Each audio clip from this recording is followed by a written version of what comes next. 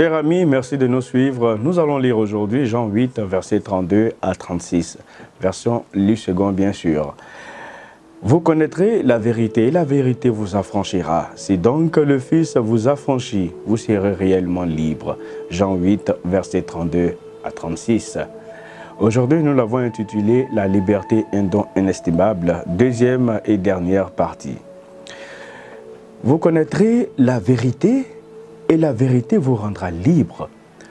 Donc, si le Fils vous rend libre, vous serez vraiment libre en Jean 8, versets 32 à 36. Être privé de la liberté est le mode de châtiment le plus terrible qui soit. Certains préféreraient mourir plutôt que d'en être privés. En effet, la liberté est un précieux cadeau du Créateur. Avoir la possibilité de se déplacer et d'explorer son environnement, d'échanger en toute liberté sur ses opinions sans pour autant être inquiété, tout cela donne le sens à l'existence.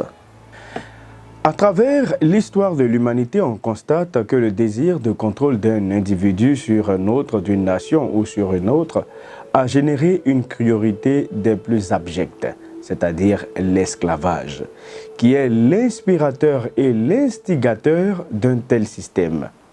Certains y voient une invention purement humaine, mais la réalité en est tout autre. Derrière le voile se cache celui qui s'est cru plus sage que Dieu. Et selon vous, c'est qui? Mais bien sûr, Satan. Satan prétend que l'absence de toute règle, de toute loi, c'est là la véritable liberté. Ce leurre a eu ses défenseurs dans le passé et fait encore des émules de nos jours.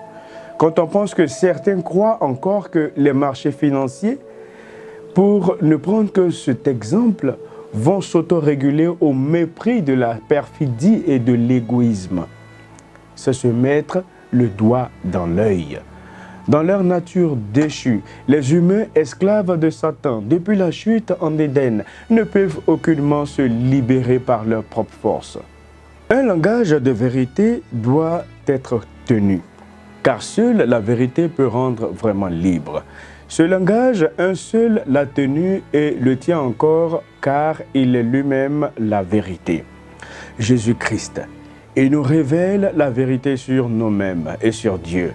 Quand nous l'acceptons comme Sauveur et Seigneur, nos esprits sont libérés des fausses théories, des faux chemins. Alors la vie coule dans nos veines. La mission de Jésus sur terre n'était autre qu'une mission de libération et de restauration. C'est bien là ce qu'il dit dans sa déclaration de mission. L'Esprit du Seigneur est sur moi, parce qu'il m'a oint pour annoncer une bonne nouvelle aux pauvres. Il m'a envoyé pour guérir ceux qui ont le cœur brisé, pour proclamer aux captifs la délivrance et aux aveugles le recouvrement de la vue, pour renvoyer libres les opprimés, pour publier une année de grâce du Seigneur. Jésus-Christ est le seul qui peut vous libérer de tout ce qui vous retient captif. Venez donc à lui, car si le Christ vous rend libre, vous serez vraiment libre. Prions ensemble. Seigneur, je viens aujourd'hui à toi. Délivre-moi d'abord de moi-même et de toute autre entrave qui m'empêche de vivre pleinement de ta vie. Amen.